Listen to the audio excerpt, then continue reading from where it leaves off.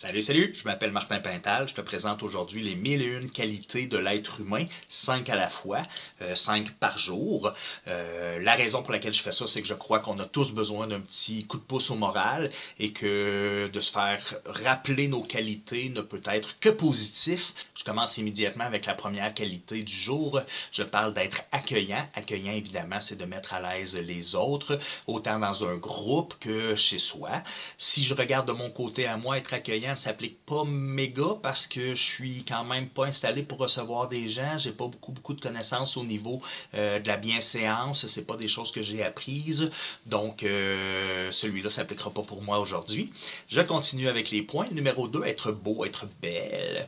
Évidemment, ça s'applique au physique, mais ça s'applique surtout, moi je le vois comme ça, là, surtout au niveau personnel, notre être interne, notre personnalité.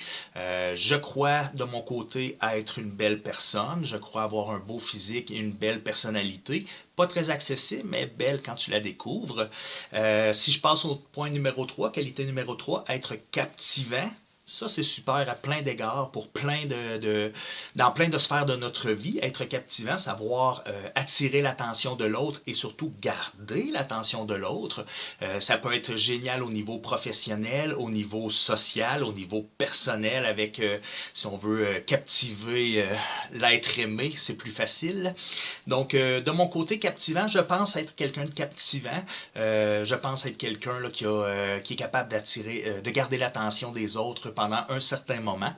Celui-là, je me l'attribue. Donc, je suis à 2 sur 3. Si je continue avec le quatrième, je parle d'être flexible. La grosse qualité de la journée, être flexible. Si tu n'as que cette qualité-là aujourd'hui, là, c'est majeur l'impact que ça peut avoir dans une vie, être flexible évidemment, être capable de plier vers l'autre, être capable de faire des concessions, de changer et de s'ajuster en conséquence de ce qui se passe.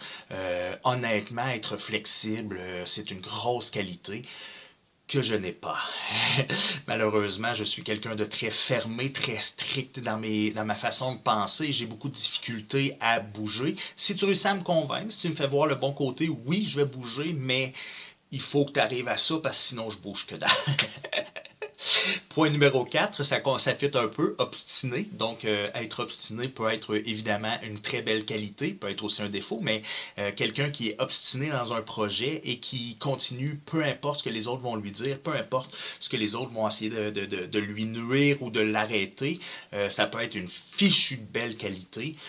Être obstiné, personnellement, je ne crois pas être obstiné sur tout. Je suis obstiné selon mes opinions et mes valeurs. Par contre, si c'est question de faire un projet et de continuer tête baissée, là, ça s'applique plus.